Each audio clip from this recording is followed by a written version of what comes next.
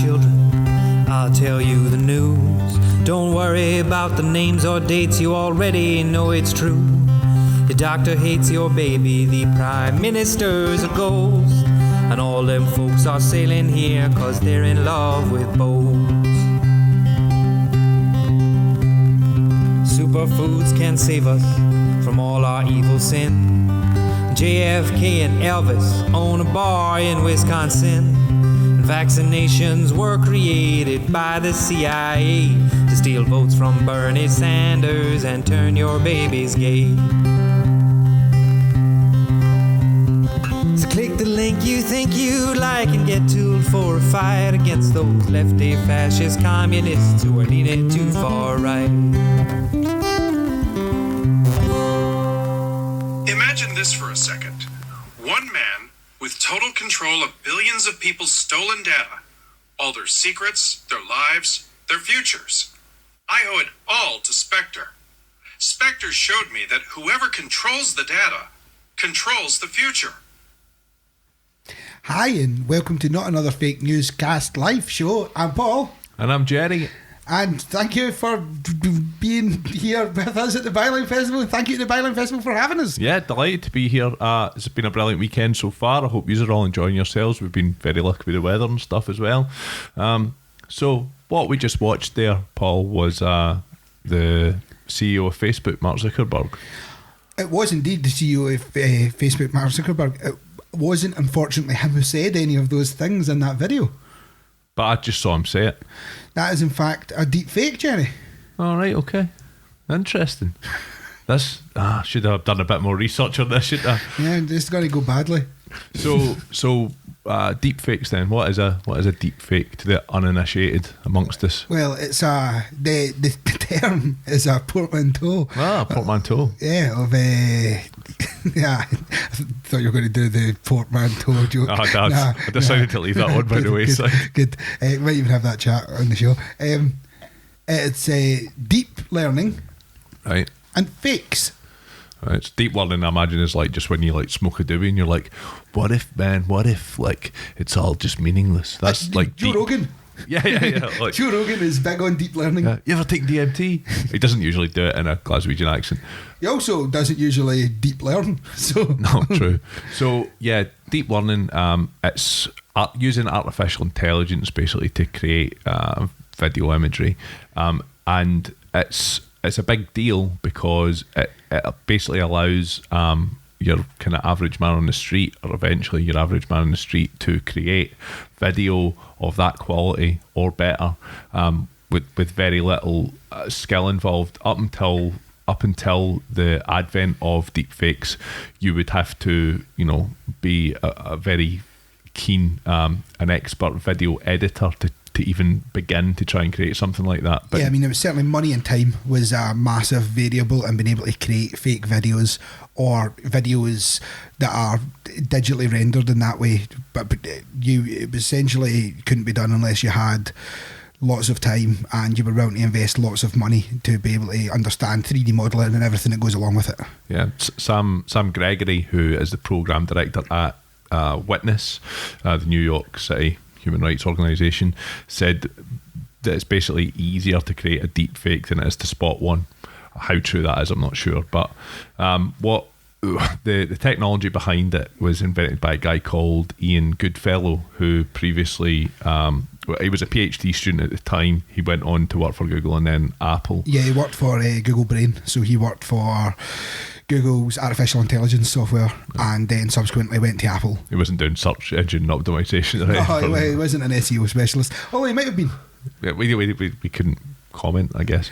But yeah, he invented the generative adversarial network, or so GAN, or GAN, as we'll call it for the rest of the time that we're speaking about it. And it basically was the first time that somebody had used artificial intelligence to check the work of another artificial intelligence. So previously, up until this point, artificial intelligence was capable of recognizing images and, not necessarily that much else. But by introducing the GAN, they were able to use machine learning to feed it hundreds and hundreds of millions of images and then it would be able, by having looked at all of this video, to know what a natural video looks like. Yeah, I mean, in layman's terms, essentially, the GAN pits two artificial intelligence against each other, a creator and a seeker, if you will. That's the adversarial part of it. Yeah, it is indeed. So you have your software, your artificial intelligence that creates images that exists, and before you had no way to be able to make that better. Once you have a GAN, you have a seeker bit of software that is saying, no, that's bollocks, and it doesn't look right. You want to make these changes, and essentially it's teaching it how to make it look perfect, or certainly how to make it more difficult to be able to determine where the flaws are. Yeah, and it can also, from feeding it, maybe a bunch of images that you've pulled off a Google image search, it can then create what the back of a head, the side of a head, etc. looks like, and you can implant somebody else's face onto a piece of video. You can make them appear to say things that you want them to say. So while me or you might decide that there's all sorts of wonderful ways that we could use this technology for good, the internet decided to use it for porn. Yeah, well, I mean, porn and war are the two driving factors of society. So any technology, maybe. Any technological advancement in the last 100 years, I'm good for war, thanks, has came from war. I'll have some more of the porn. Or porn. Anything from laser discs to the pocket watch came from porn or war. All right, okay. I was going to say, I don't remember a lot of pocket watches and porn. Maybe I'm not watching the right stuff. Well, the porn that I watch is very pocket watching. The beard, quite hipstery. Yeah, fair enough. I guess that's why all those people have pocket watch tattoos. Really into porn. So in 2017, an anonymous Reddit user who basically, I think he called himself Deepfakes. Yeah, he was called Deepfakes. He started posting not photoshopped, deepfaked imagery onto pornography, so to make it look like it was like Gal Gadot, Scarlett Johansson, etc. And that kind of gave it a bit of prominence. Mostly, you'll notice they're superhero themed porn. Oh yeah, right enough. I never even made that connection before. That's Hawkeye and Iron Man, Yeah. I mean, whatever you're into, Paul. Yeah, I'm just saying. Pocket watches, superheroes. So moving on from that, we've seen it being used for sort of political purposes, or not so much actually used for political purposes, more so being used to warn people of the potential for it to be used for political purposes. So there was like the Barack Obama one that Jordan Peele did. Well, see, that's the thing. At the present moment, as things stand, there isn't actually any real instances of good deepfakes being used negatively in the political sphere. Right. But there's lots of people discussing the hypothetical situation, especially coming up for the 2012 election. 2020. That as well. The 2020 election, Mad Dog election. That it could be used, and there's a very real danger. And there's a little bit of evidence that I mean, we know that they already have been used for political purposes, but we'll get to that. So the deepfake technology is improving very quickly, maybe faster than people had assumed that it would do. Some researchers have created a new software tool that allows users to edit the transcript of a video to alter the words. So literally by typing, deleting and typing in something new, you can change what a person has said in the video, which obviously has like real useful applications for video editing, for making films, for making TV and stuff like that, but is also slightly terrifying because you could take a video of a person and then change everything about what it is that they're saying. That's it. I mean, the real world application is exactly what you've said. Essentially, if you had a movie and there was a script change at the last minute or whatever, instead of reshooting the whole scene, you could now just change what the person is saying using this technology, and you could change a couple of words, you could change a character's name or anything similar to that, stuff that will come up that meant you would have to reshoot the entire thing. There is a genuine reason to have it in society, but with great power comes great responsibility, as we're staying as we all know, we're staying in the superhero theme. Yep.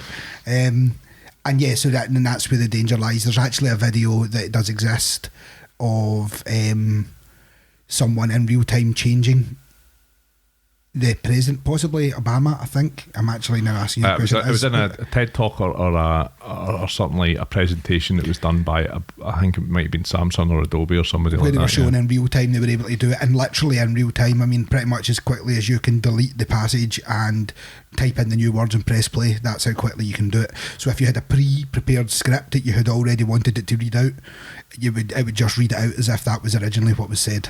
So I guess, crucially, in order to get that to work, you need to already have some video or some image of the person. You need to have a recording of their voice. But once you've got those things, you're good to go. Well, yes, but there's companies out there who develop software. A Scottish company, for example, who develop software for... Cerebro. Yeah, spelled with P's and U's where there shouldn't be P's and U's. But... they build software for people who have, I was going to say lost their voice, but I don't mean like on a Tuesday after a night out, but you know, people who have people lost the ability to talk. Yeah. And stroke victims, etc. Yeah, so if you could imagine, this is the taken to the nth degree of something like Stephen Hawking's voice box, only it's sounding more human. Yeah, it's got a lot more character and personality to it. But unfortunately with that, it can also sound like a specific human. Yeah, so you can make it sound like Donald Trump. There's examples that they have sent us. There's a video, for example, on YouTube, we'll put it on our website, of Donald Trump doing a Burns supper. Yeah, Burns address, yeah. Because they were able to do that, and they're Scottish. And yeah. they like to stereotype themselves. Other ways that technology has advanced, we'll have a look at this one here. This you can see is the Mona Lisa, and to the left of it there we have images of the Mona Lisa moving, which have obviously been taken from one single still image, and you're able to animate that to a realistic face, which it was Samsung's AI lab that came up with that. They did living portraits like this of Salvador Dali, Marilyn Monroe and a few others using machine learning to create realistic videos from a single image. But that then means that the average person on the street is potentially susceptible to this. Well, that's it. I mean, this is where it became. This is where the use of the GAN has became very dangerous, because before, if you were creating an image of anyone, you needed lots and lots and lots of stock material, so you were able to map out their face. We're now in a scenario where an individual picture, now I can't imagine, probably this isn't the right crowd, but I can't imagine most people do not have social media accounts with at least 1, 2 or numerous pictures of themselves on there. Yeah. Then you have things like apps like Make Yourself Old face app. Yeah. That was meant to be possibly a Russian thing, but if you're taking pictures of yourself, you're not just given the image at that point.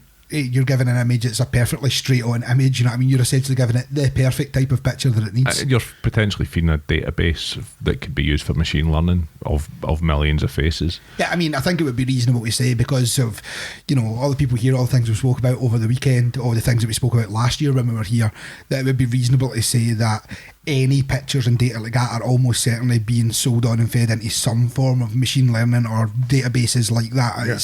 I don't think anyone would argue that at this point. We know that that's how data is used now. It's more valuable than gold. It just, you know, ordinary people who thought they might have been immune to deepfakes because there's not enough video footage of them to train the algorithms. Well, Samsung's AI here shows that you can make realistic videos just by having machine learned against more generic video footage of a wide range of people, and then a single image will be able to transfer that by mapping the points of their face onto the images that they have. And although the 3 images that are up there, 2 of them, in my opinion, are relatively questionable, the middle one is worryingly realistic. Yeah, terrifyingly. Worryingly realistic. So, yeah. So it shows how much the technology has advanced. It's advanced to the stage that last month, Representative Adam Schiff, who's the chairman of the House Intelligence Committee in the US, he sent letters asking Facebook, Google and Twitter how they're planning to deal with deepfakes ahead of the 2020 election. It would be interesting. It's interesting to look at the fact that they've deliberately focused on this, because there has been less of a drive, although it came up in recent, certainly last year when Cambridge Analytica stuff all blew up or whatever, but there's been very little push or fear from government about fake news and how they're managing the fake news and memes in the same way that they have a genuine concern about these videos. Yeah, I think it does seem to be something that's being talked about a lot, increasingly so, off the back of the viral video that we showed the Zuckerberg at the top of this, which was made by 2 British artists, by the way, and on top of what's happened with like Nancy Pelosi and stuff recently, which we'll talk about. The beauty of using Zuckerberg is he has an uncanny valley thing about him. Yeah, he never looks like a normal human being. You know, he looks kind of weird. Light reflects off his face strange. He just always comes across like Data for the Star Trek Next Generation. Very much so. So he's the perfect candidate. And also Mark Zuckerberg talking about things like how he's manipulating your data and how he can take control of people is pretty much what we already know Mark Zuckerberg 100% does. So the letter that Adam Schiff sent to the various social media companies, he specifically asked Facebook whether they were conducting research into techniques for detecting deepfakes, and he asked Google if deepfake content was included in the YouTube advertising, the sponsored ads that come up on YouTube videos, if any of them included stuff that had been deepfaked. And to Twitter, he wanted to know how many views the recently doctored video of Nancy Pelosi had received, which seems like a pretty sensible question to know what the reach of that is. It does, and like to put it into perspective, even if there's a tiny percentage of videos that are going out that are deepfakes, the genuine concern surrounding the advertising and stuff is in fact that only 1 or 2 have to slip through the net and even if you are being very vigilant about it, it only takes a couple. And as technology is moving forward and as it becomes more and more easy, I mean, you can now download an app on your Windows PC that is called Fake App. It's called Fake App, and it will let you do, for the most part, it will let you choose a target video and let you choose a target host for the video, essentially a target picture, and it does the Google search all wrapped in its own software. It finds lots of pictures of, say, Barack Obama and smashes it onto the video that you want to put it on. Now, it's still not as clever as some of the things that we spoke about here, and some of the things which we will show you today. But remember, this has really only existed as a possible technology for 5 years, 2014 or thereabouts, when the GN first started getting used. So in 5 years' time, it has escalated to the point where a man on the street or women on the street, or in fact, I will not say any gender there. Average person on the average street. Person on the street is able to now do something very similar to this. So now that we know what deepfake technology is, we've spoken about some of the applications, like the creating voices for people. What about what else could it be used for? Special effects, I guess, as well. So that's it. I mean, so the positives, like I said, the whole great power comes great responsibility. The reason this really exists as a technology is you have things like recently dead Carrie Fisher, but you're still in the middle of making Star Wars trilogy at the present moment where she was a key role. Or you want to bring Grand Moff Tarkin in because he had a relevant role in the first Star Wars movie, and as such for Rogue One had to have been there. These type of things, and I mean, even if you look at the Grand Moff Tarkin from 4 or 5 years ago, that was Rogue One, that was made with the what we call the old world style of doing it, which is essentially 3D modelling and building it and plastering the face skin round a 3D model of an actor, using a human artist rather than using machine learning to create the image. Absolutely. And these are getting better now. As you can probably imagine, you would be able to apply that. They had to spend millions of pounds in order to do that, and it's still like it was far from perfect. But again, if we look at it, because this is all coming out of the Disney budget, if we look at the Captain Marvel movie, if you look at the de-aging of something like Samuel L. Jackson, how far that's came across from the de-aging of Carrie Fisher from the movies that we're talking about, or the de-aging of Grand Moff Tarkin. And I guess like even if you were just to use the deepfake as the initial basis and then clean it up, like it's still going to take do a lot of the legwork for you in that respect. So it does have real value for movie makers to be able to use this technology. Yeah, I mean, there's actually another video. It was an interesting video where a man was using fundamentally deepfake technology to be able to create videos of Holocaust survivors Oh yeah. The holograms, so that people could go and speak to them. So people were essentially interacting with. So from the stuff that Holocaust survivors had said, there was a person that was put onto the words rather than just words, and he was explaining how people felt a lot more connected to the stories of the people because they were there. So again, that's a really useful tool to make sure that knowledge is passed on. Well, absolutely, and if you can see real world applications for things like museums, like if you could take something like Abraham Lincoln doing a speech, but it's being done by Abraham Lincoln that looks like Abraham Lincoln, that's going to be much more interactive and much more something that people are going to take a lot more away from than just some lad dressed up as him, or even worse, somebody just reading it out. Or just showing you the video at Gay Bar by Electric Six. Which was the other famous Abraham Lincoln speech. Let me take you to a gay bar. Yeah, that one. And that's why he gets shot, because it turns out they were really against gays. That, Like the southern states, they were really that and slavery. They were for slavery against gays. Yeah. And that's why. Not sure what they felt, how they felt about gay slavery. Glavery. So deep. Here's a portmanteau.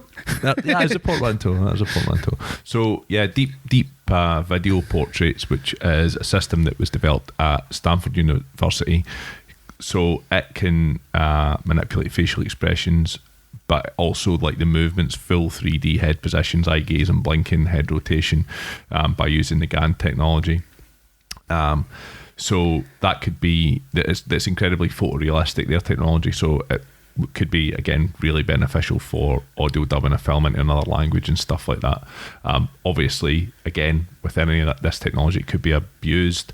One of the ways it could be abused is for propaganda and political gain. So, I mean, an example of something that's happened quite recently, Jeffrey Epstein has died in jail.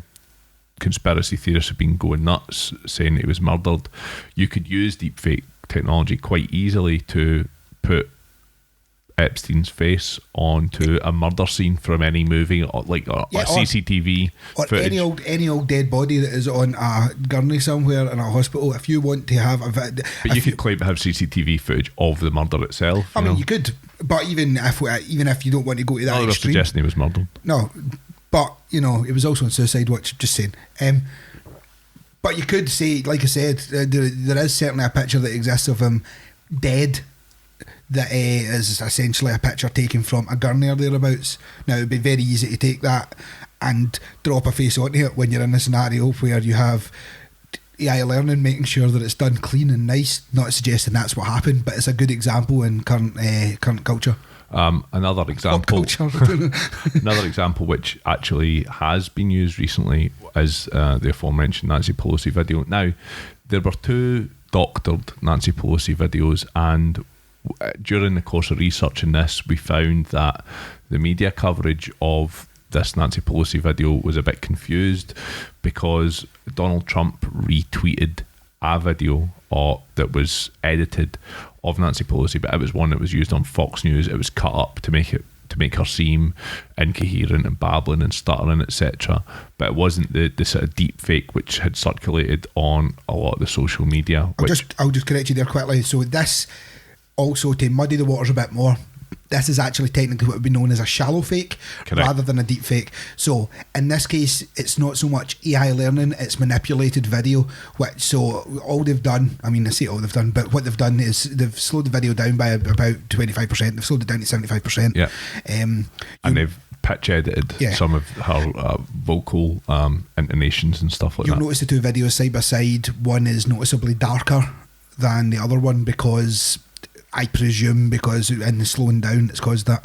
So we'll show you this just now. And then he had a press conference in the Rose Garden. So this is the original video of her talk. Sort of visuals that obviously were planned long before I said most currently that he was engaged in a cover-up. And then he had a press conference in the Rose Garden with all this sort of visuals that obviously were planned long before I said most currently that he was engaged in a cover-up. So it's really sad. And this last bit is the two videos together. I don't think anybody has to watch that nightmare. I mean, also I would like to say that she regularly comes across as if she's been drinking anyway. So, like, I'm not saying that she's not coherent in what she says. I'm just saying she kind of comes across like she may have been having a drink. So, yeah, this it caused a bit of controversy because Twitter didn't remove this video. YouTube did remove the video. Facebook deranked it in the news feed but kept it up on Instagram, its subsidiary. So even amongst the social media platforms, there's no real coherence or no real joined up thinking in terms of how to combat this. Facebook's sort of line on it was that they don't really have a rule against edited videos and whatever. Yeah, I mean, so things like this, especially because this is an edited video, because it's a shallow fake, the danger that you have is a rule has to be a blanket rule.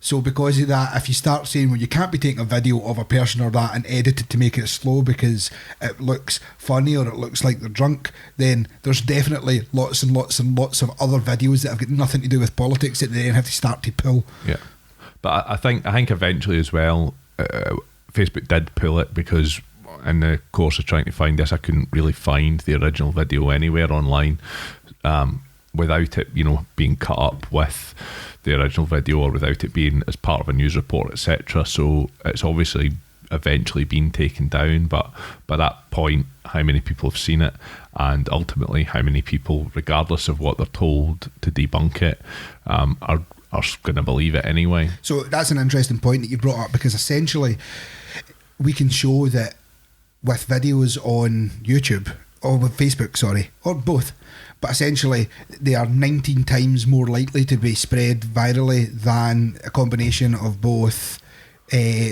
audio, text and pictures. 12 times, yeah. 12 times? Yeah. Okay, I made that up.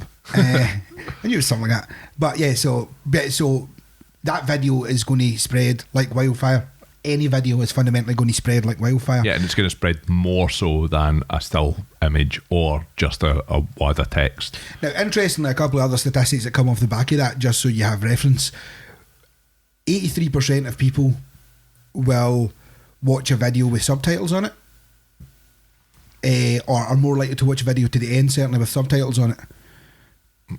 Right, so the statistic you're thinking of is that 83% of videos on Facebook are viewed without sound. Without sound, yes, sorry. And I think 39% of people are more likely to watch a video to the end if it has subtitles. So we have an issue that, or people are 39% more likely to watch it to the end if it has subtitles. So that video in question actually doesn't lend itself to, because you don't get the fact that she's drunk if you're just reading it and looking at a video of her. Yeah, but some of the other deepfakes, like for example the one at the top of the show of Zuckerberg, if you are massively familiar with his voice, then you will notice that it's not quite right. However, if you're just watching it on the train, you don't have your headphones, you don't want to annoy anybody, but it has subtitles, then it's going to cause you to question what the fuck's going on and potentially go away thinking that he has said it. Well, indeed, and the uncanny valley component to a lot of these videos that you still get from just slight mismatch or the light being wrong is almost negated when you're when you're looking at it on your phone, and when you've got, like, you're on, say, 3G because you're on a train or you're on a bus or whatever, and the signal's not so good. Suddenly a fragmented video doesn't. You watch fragmented videos. Essentially everyone in here has watched videos of a relatively low quality on their phone from time to time. Yeah. And the thing is, if you're there and you're just reading it, the subtitles, you're going to be in the scenario where you then don't question these videos, and that's when it becomes dangerous. So another potential application for deepfake technology out with a political gain is just criminal activity and, making money out of it. So a good example of this, Symantec, the cybersecurity company, it says that it's seen 3 successful audio attacks on private companies, and each one of these, the company's CEO called, in inverted commas, a senior financial officer to request an urgent money transfer. So the scammers were able to mimic the voices of the CEO based on an AI program that had been trained on hours of their speech. TED Talks, YouTube videos, exactly. Standard, AGMs, that type of stuff that unfortunately they can't avoid. So you've got, if you're at, this becomes very dangerous for the kind of middle to high end of companies where you've got lots of turnover, but you're also not super famous. Do you know what I mean? Like you're not Bezos, but in fact you're just the guy who's in charge of, you know, H&M or something. Do you know what I mean? Yeah, like, but the more publicly available audio videos, there is absolutely. of you, the more susceptible to this stuff that you are. And they made millions of pounds from these 3 attacks. Millions of dollars were stolen in each case to each of those 3 companies that it happened to. So in our investigations and stuff, we've actually watched videos of real-time Skype calls where person 1 has had his face changed to person 2 in the Skype call to show that you can in fact in real time be essentially talking to yourself in a Skype call. Yeah, which is, I imagine, quite freaky to see. Sexy. Well, that's another one of your proclivities. Yeah, that and pocket watches.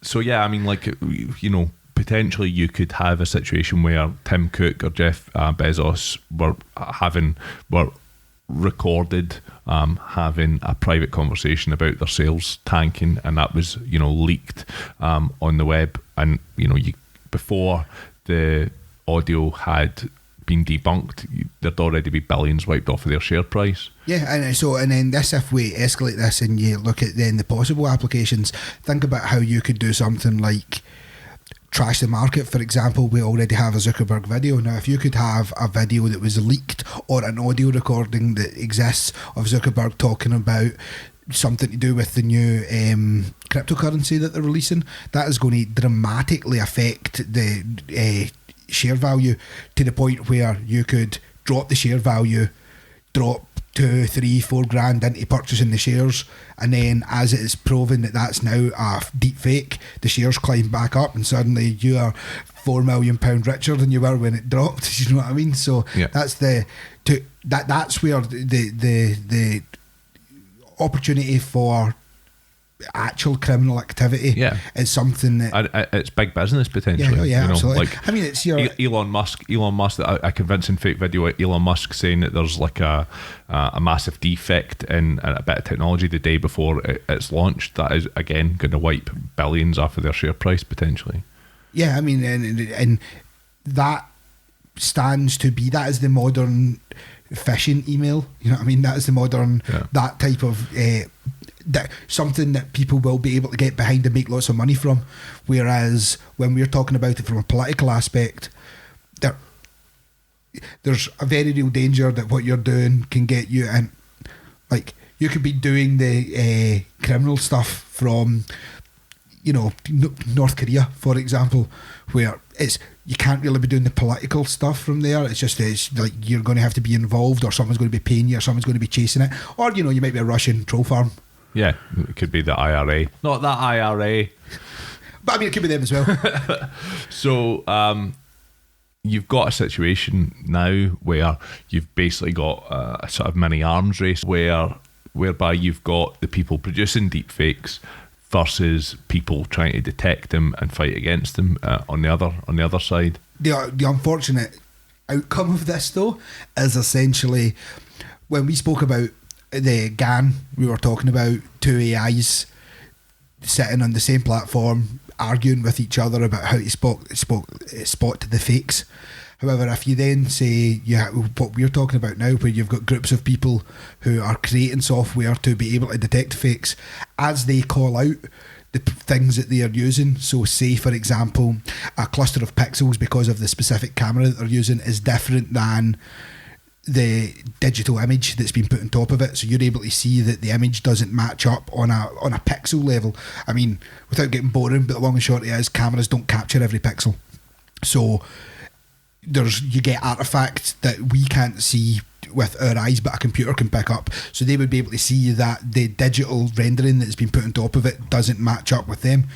So they call that out, but all we've essentially now done is created a GAN1, essentially a wide area network GAN, where you have now lots of people detecting and lots of people creating the fake videos. Yeah, and as long as the people who are trying to fight it come out and say, oh well, we've got our new way to detect it and it's this, then the programmers on the other side can insert that rule or whatever into their artificial intelligence to say, watch out for this, or try look for this and try and trick this part of the software. I mean, it's fundamentally a media virus. It's treated in the same way. So an antivirus company comes out and says, we have a way to prevent this encryption software or this worm or whatever, and then they're just throwing down the challenge, throwing down a gauntlet to the hackers. Yeah, exactly. So now all you've just got is, like I said, a media virus that has been created where they just where they now know what the parameters are to try and fix. And a good example of this in early deepfakes was Blinken. Back in June, Stevie Blinken, good mate of mine. Back in June 2018, researchers found that the deepfake systems, they weren't being trained on people with their eyes closed, so the videos that they produced, either people didn't blink at all or they had like really unnatural blinking patterns. So basically the characteristics of that, like not blinking, could be picked up by a simple algorithm. It also was pretty obvious to the human eye. So that guy Howley, who is associate professor at the University of Southern California, and he's also the CEO of Pinscreen, he said shortly after this forensic technique was made public, the next generation of synthesis techniques incorporated blinking into their systems. So you've basically made that deepfake detector obsolete already. Yeah, I mean, you're just feeding it extra stuff that is being overlooked in the GAN. Yeah, that's right. And like, so there's a whole bunch of startups and companies now who are trying to work on deepfake detection. Now, I will say at this point, it is interesting to say that when you look into this in quite great detail, the people who are the most concerned about deepfakes being a problem and making the most noise about are the same people who also make the software that detects it. Yeah. Which, you know, there is a question to say, and it's one of the things that we have pondered on throughout this entire investigation was how dangerous are deepfakes? Yeah. Or is it just that in a hypothetical perfect storm, you could get one deepfake that could be bad, but in the grand scheme of things, it's nothing that should be concerned about.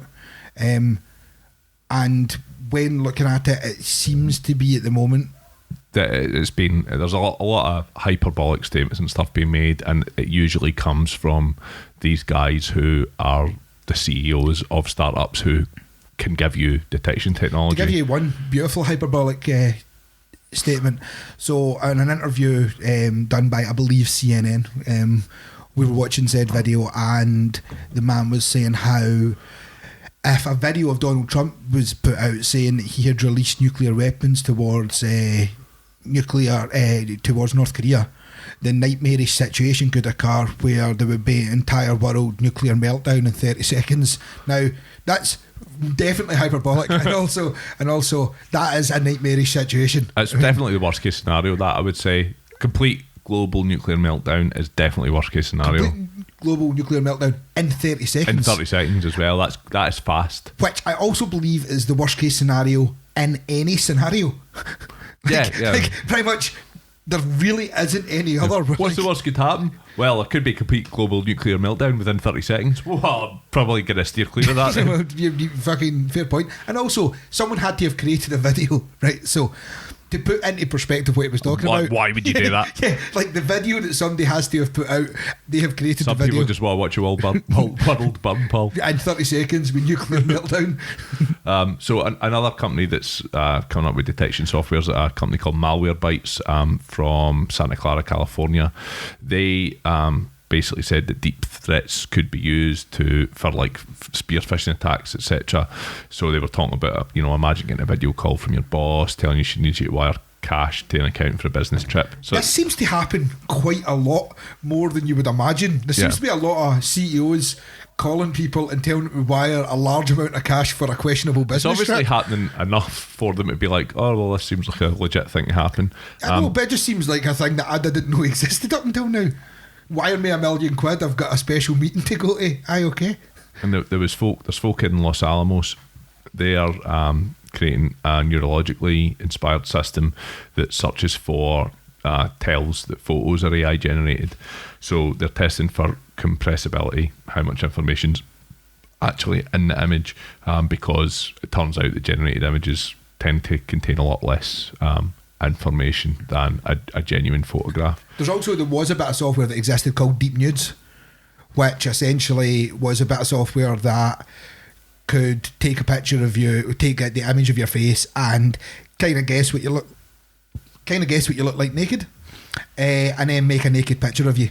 Now, as it turns out, once they had posted that bit of software and they had made it available for everybody, somebody had pointed out how it could be open for abuse, and they were like, it's hard to see what else it could be used for. Yeah, like, I wonder what I look like naked. Like, do you know what I mean?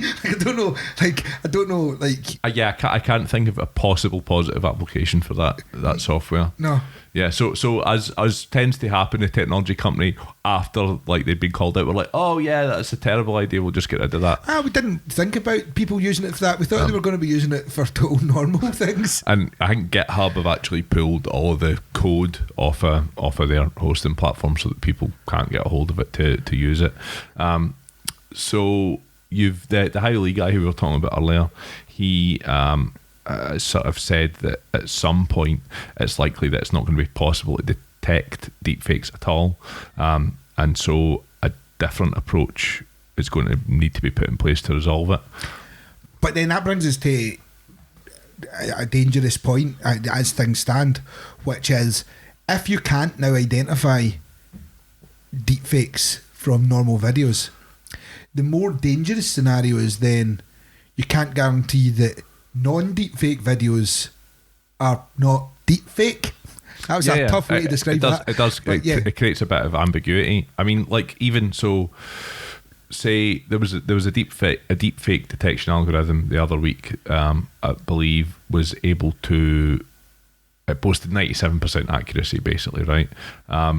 But this guy Dilip Rao, who's like the vice president of the AI Foundation, he sort of said, well, okay, that 3% could still be really damaging. Yeah, and that's again what we were talking about earlier on regarding the YouTube videos. Regardless of how many you pick up, if you say 97% of X amount of million, if not billion videos posted on YouTube 350 million videos getting viewed on Facebook every day. Getting posted on Facebook every day. Yeah.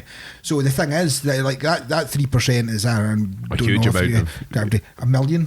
Yeah. Something. And like obviously not only a small percentage of them are going to be deep fakes, but then the 3% of them that manages to slip through the net, that then like 3% of a million is a lot. You're compromising the trust of people at that point as well, you know.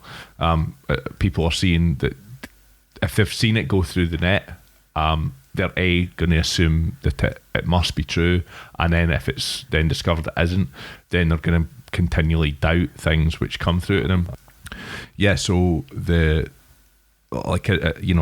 one of the potential alternatives, which is the best one that I've seen anyway, was the blockchain example that the people at TruePic had come up with. Yeah, which is fundamentally using blockchain to watermark, for lack of a better description, the video. So every iteration of every change of the video, every time that it's shared, everything that happens, it is marked with a blockchain. Do you know what I mean? A chain of said block. It goes into the chain, and it's a tracking system then from where it originated going forward. Yeah, and then you can see if there's any dramatic changes out and where the changes were made and when the changes were made, and it would give you the only problem that stands with this is it needs everybody to choose to put it there. Yeah, it needs everyone to do it. So in the event this was going back to the letter for Google and Facebook, in the event there was a cross social media decision that they were going to implement a blockchain for every video that was uploaded, it would then create a scenario where everything that was finding its way to the internet, and then there would be big questions in the event there wasn't said blockchain markers. Where did this video come from, and why did they not use standardised channels to upload it? Because that then obviously looks nefarious in its own right. I think that's what makes it quite a good potential solution, because then if you have something which isn't verified via the blockchain, then it's questionable straight away. Oh yeah, absolutely. So I mean, that is workable providing we can get a unified stance from the social media companies. Essentially, it doesn't work if only Facebook use it, because then anything that goes to YouTube that finds its way onto Facebook is then, you know what I mean. So it needs to be across the board. Yeah. But I mean, I guess the actual how it's applied and the practicalities of it need to be ironed out. But I think from my point of view, the idea using blockchain for it is probably the best one that I've seen. Stand right now, yeah, it's the logical, and like I said, once they know it's working 100%, we just need a unified stance from all social media, which does feel like it's coming. I mean, even the way that they dealt with the Pelosi video in the long term essentially suggests that all of them understand the fact that something has to be done, because there is always, and there has been since the Cambridge Analytica issues, there has always been more and more pressure being put on social media to try and at least police in some way, shape or form. And we do, or at least appear to want to. And we do see that they do that. I mean, there's a lot more bannings now, certainly in the last year of... It's a lot more difficult to post political content to Facebook than it was previously as well. Yeah, especially in America. Venomous accounts as well get shut down a lot faster. Like ones who are trolling for trolling's sake and stuff like that, or ones that are deliberately misleading, do get picked up quite quickly. Or ones that are for racist cunts like Stephen Waxy Lemon. I thought you were going with Bannon. It's just when you said he'll do. I thought you were playing the guess the racist. Guess the racist, Stephen. He hasn't been shut down yet. But yeah, one of the things which I came across as well is, I mean, some of the fakes that we've showed you so far today, you're probably sitting there thinking, well, I wouldn't have been fooled by that. I knew it was a fake. And it turns out that we tend to overestimate our ability to spot fakes massively. Yeah, so essentially, as it turns out, there's been research into whether or not someone can tell not just videos but also manipulated images, and whether they can identify a fake image. Yeah, that's it. So like Photoshop's been around for about 20 years or 25. And yeah, precursor technologies, but yeah, I mean... So like they did this study, it was a company called Nightingale or a scientist called Nightingale. They asked more than 1,300 people whether 10 photos were altered or whether they were original photos. They were real world scenes, and they'd been manipulated in two different ways. They'd either been given like physically implausible image, like two light sources, multiple shadows. Or stuff like whitening teeth, or adding like a fucking a bin into the background of the picture or whatever. So it found out that on average people could only classify the photos correctly 60% of the time in the first iteration of the experiment, and 65% of the time. Yeah, so it's like only slightly better than like 50-50. People would argue that was a majority if it was, say, I don't know, like Brexit or some shit, but yeah, it is almost 50-50, and because of that, most people. So when you're talking about things like the teeth whitening and the changes that are attributes that could be changed, that aren't physically impossible, most people generally now look at images from magazines and stuff like that and presume that it's all fake. You know what I mean? Yeah. So then, if you're not being presented in a magazine, like Instagram pictures have got filters and stuff on them, and everybody knows that as well now. Do you know what I mean? So the problem is that whole bit of society with pictures is already blurry, where like people don't really know what's real and what's not real anymore, because they don't know what's not real and what's real anymore.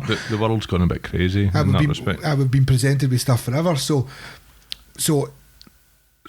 yeah. On like, that, has anyone here seen The Shining? Quite a few of you. Has any of you not seen The Shining? Okay, fuck off. Right, so I actually haven't seen The Shining either, but I'm aware of it, and I'm aware that it stars Jack Nicholson, right? Except not in this version. So let's have a look. Oh, come on, hon. Don't be so grouchy. I'm not being grouchy. I just want to finish my work. Okay, I understand. I'll come back later on with a couple of sandwiches for you, and maybe you'll let me read something then. Wendy, let me explain something to you. Whenever you come in here and interrupt me, you're breaking my concentration. You're distracting me, and it will then take me time to get back to where I was. Understand? So yeah, that was Jim Carrey in The Shining. Now, what's the opinion of that? That's a pretty impressive deepfake, right? I mean, that's certainly one of the best ones that we were able to find. Now, when I watch that, I have real problems because I know it's not Jim Carrey that should be in that role, but it looks so real and so normal now that when he hits his face with a bit of paper, it's upsetting for me to watch. It's like the technology is incredible, and like the fact that it's it's been done by AI and whatever. And this is just a guy. I think he's based in Czechoslovakia. He's called Control Shift Face on YouTube, and the Guardian recently interviewed him. He sort of does it for fun. He does a lot of film-based ones and whatever. He interviewed someone. They couldn't guarantee it was him. Good one. But yeah, so like he and a lot of the people who make deepfakes that publicly are known for making deepfakes say something similar. He's like, oh, it's easy to debunk something when they were asking him about, potential political misuse and whatever.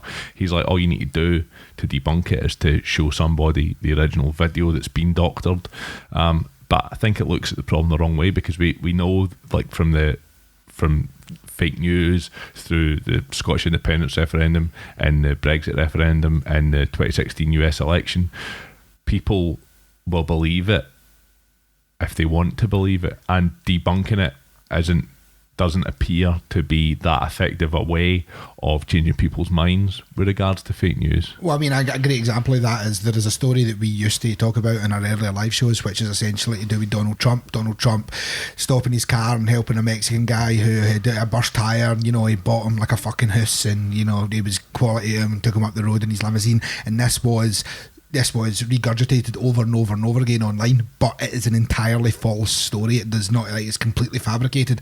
But people will argue that Trump's such a nice guy because he bought this Mexican a house because the Mexican was poor once he had a flat tire, and people will stand by that. So we know that story, and we know that it's fake, and we can show that it's fake. I mean, it's like even in our last show that we done when we were talking about stuff like Sharia law and no-go zones in London. Now, the posters and stuff that were being used and being shared about had so many inaccuracies that anyone who lives in London would know. I mean, it was like the wrong police department police in specific areas and stuff.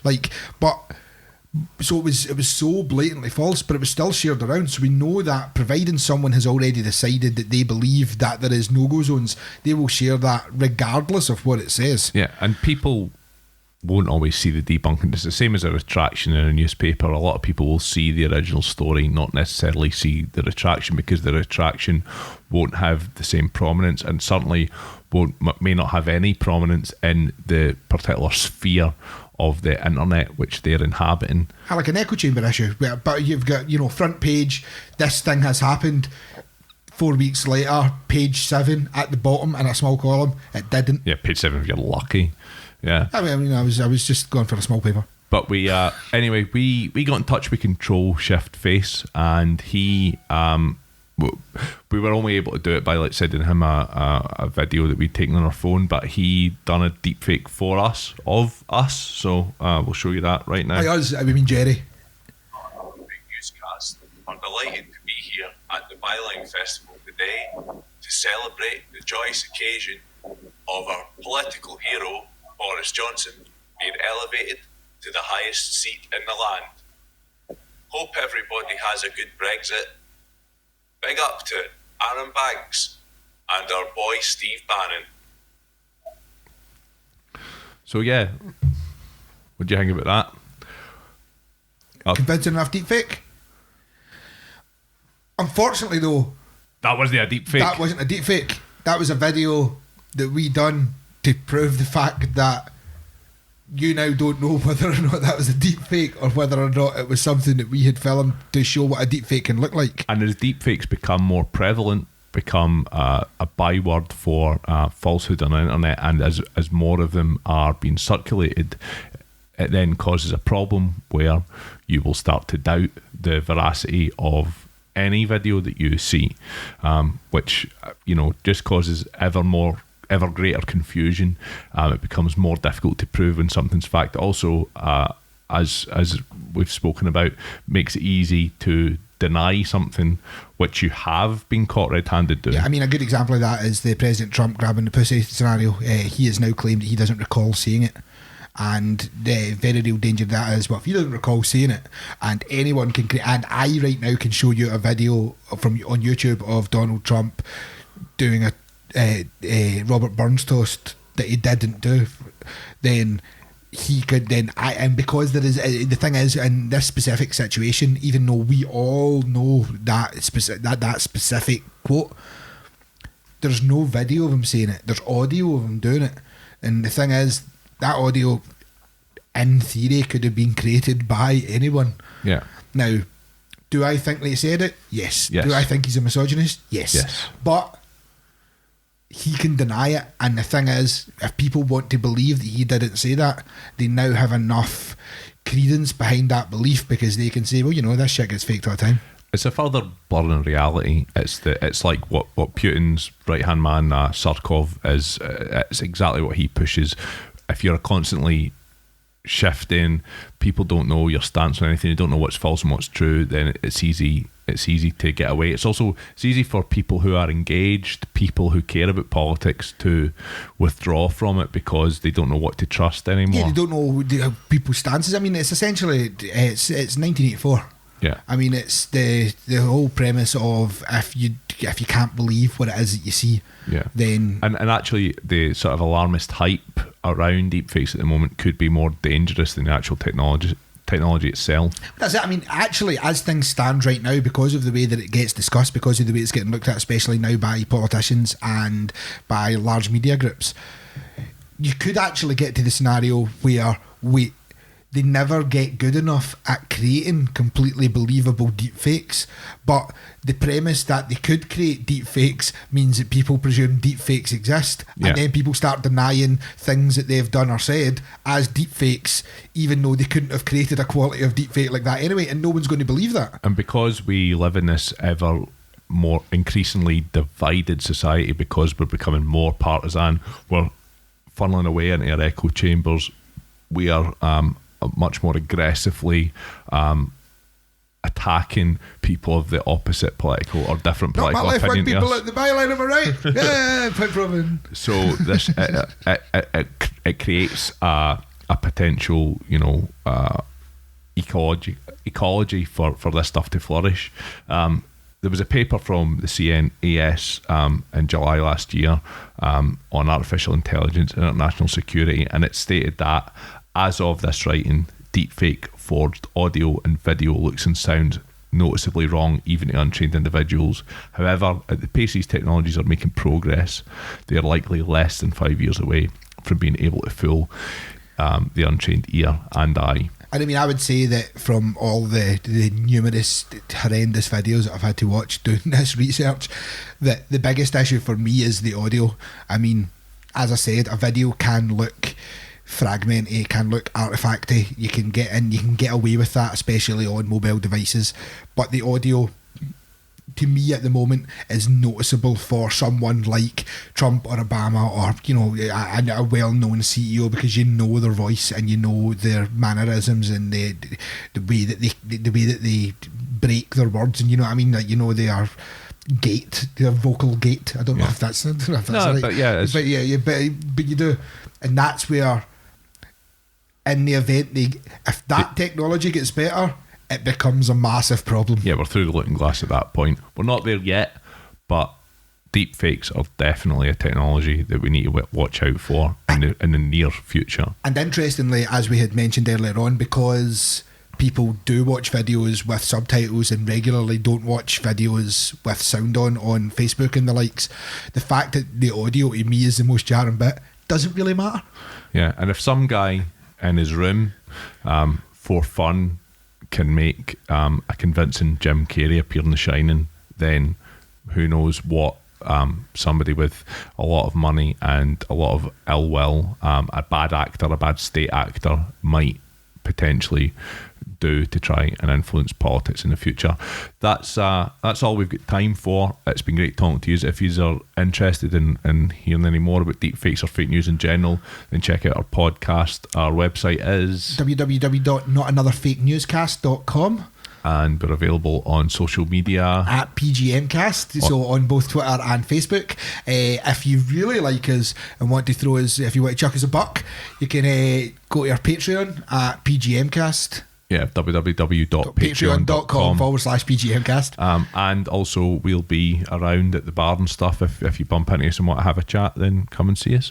So yeah, brilliant being at the Byline Festival. Hope you're all having a good Byline, and yeah, make some motherfucking noise. Peace out. Bye. I won't make some noise.